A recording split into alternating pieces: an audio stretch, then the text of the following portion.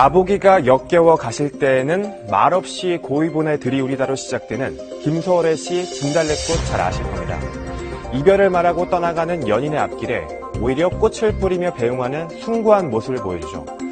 헌데 세상이 각박해져서일까요? 최근에는 이별을 통보한 연인에게 원망을 넘어 범죄를 저지르는 사건이 연이어 벌어지고 있습니다. 이별 범죄라는 용어까지 생길 정도라고 하는데요. 그제 헤어지자고 말한 여자친구를 배나듯 살해한 끔찍한 사건이 벌어졌습니다. 사건의 전말을 뉴스 따라잡기에서 취재했습니다. 그제나 서울 송파구의 한 아파트 입구로 한 여성이 다급하게 뛰어나옵니다. 그 뒤를 마스크를 쓴 남성이 쫓아가기 시작합니다. 그런데 남성의 손엔 뭔가가 들려 있습니다. 큰 소리가 들려고 나와보니까 여자가 왜 뛰쳐나와. 그 집은 남자가 칼로 그냥 쫓아나오더라고. 아니 안에서부터 칼을 맞았어.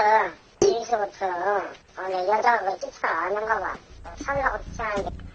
여성은 현관을 빠져나와 사람들이 있는 주차장으로 도망쳤지만 남성이 이내 따라잡습니다.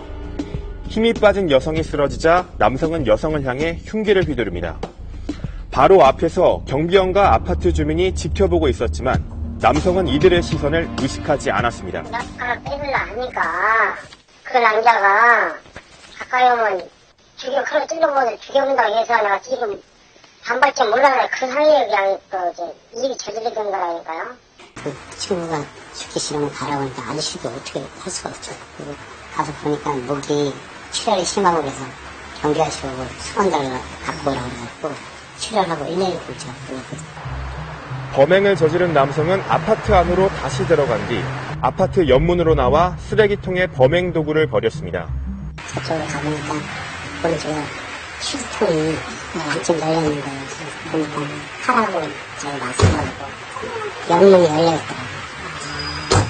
그렇게 된 거죠. 그리고는 근처에 미리 세워둔 오토바이를 타고 도망쳤습니다. 여성의 비명을 듣고 쫓아온 주민들이 남성의 뒤를 쫓았지만 역부족이었습니다. 도망가려고 그래가지고 여기 잠깐 했었어요. 남자분도 색채랑 깨끗이 옷 입은 젊은 남자예요.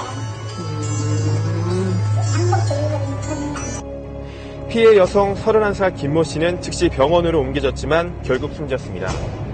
대낮에 그것도 사람들이 지켜보는 가운데 불과 5분 사이 일어난 범행. 주민들은 충격에 빠졌습니다. 그게 딱 3, 4초 차려. 근데 너무 안타까운 건 하소리가 났는데 그거 끌고 한 소리가 안 났어.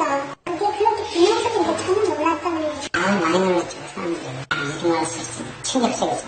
한 번도 사고가 안 나요. 나본적 없는 범인인데 그런 사고가 났어요. 지켜보는 이들이 미처 손을 쓸 새도 없이 벌어진 사건. 도대체 누가 이런 끔찍한 일을 저지른 것일까? 경찰은 CCTV와 목격자의 진술을 통해 용의자를 추적했습니다. 그 결과 피해자 김 씨와 사귀던 남자친구 31살 한모 씨가 유력한 용의자로 떠올랐습니다. 경찰은 행방이 묘연한 그를 쫓기 시작했고 만 하루 만인 어제 오후 한 씨를 경기도 구리시에서 붙잡을 수 있었습니다. CCTV 추적, 또 통신 수사, 또 주변인 탐문 등 다양한 우리 수사 기법을 활용해서 구리에 있는 은신처를 발견을 하고 검거하게 되었습니다.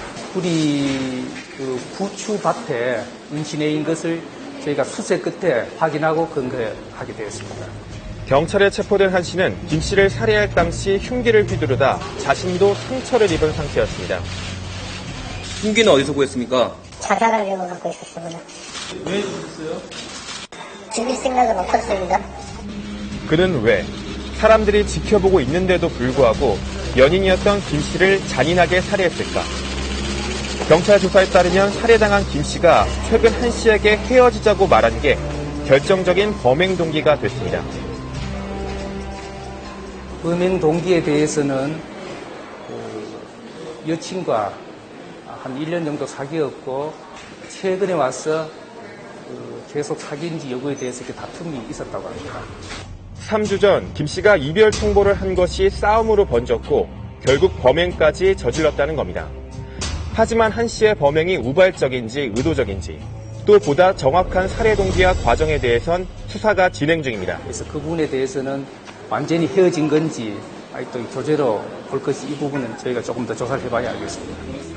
이번 사건처럼 이별 통보가 범행 동기가 되는 이른바 이별 범죄는 하루 이틀 일이 아닙니다. 지난 연말 서울 용산에서는 헤어진 여자친구에게 염산을 뿌린 남성이 경찰에 붙잡혔고, 사귀는 남자인데 서로 이제 헤어졌나 봐요. 안 좋게 헤어지니까 남자가 이제 거기에 대한 안심을 품고. 지난 5월 세상을 경악케 했던 이른바 20대 여성 시멘트 암매장 사건 역시 여성의 이별 통보가 결정적인 범행 동기가 됐습니다. 술 한 잔 먹은 상태에서 피해자가 이제 이별을 일방적으로 통보하게 됐고, 거기에 대해서 이제 화가 많이 났다고 합니다. 자신의 그 순간적인 화를 참지 못해서 여자친구를 목 졸라 살해했고, 이 외에도 결별을 통보한 내연녀를 차로 들이받는 등 이별 범죄의 양상은 점점 더 심각해져가는 추세입니다. 사회적인 네트워크가 느슨해지면 상대적으로 사람들이 이제 그런 애인 관계에 좀 더 몰입을 많이 하게 되고, 그렇기 때문에 집착도 강해지고 헤어지다는 것을 수용하기도 더 어려워지는 거죠. 좌절감 그런 것이 결국에는 대낮에 남의 시선도 신경을 쓰지 않은 채 이런 이제 보복 행위를 만드는 동기가 되는 거죠. 투자가 굉장히 많은데 회수할 수 있는 방법이 없다라는 상실감, 이런 것들이 끔찍한 사건으로 이어지는 경우들이 늘어나는 것으로 보이죠. 한때 사랑했던 연인을 향해 저지르는 참혹한 이별 범죄. 이별할 때조차 이제는 안전을 걱정해야 한다는 말까지 나오고 있습니다.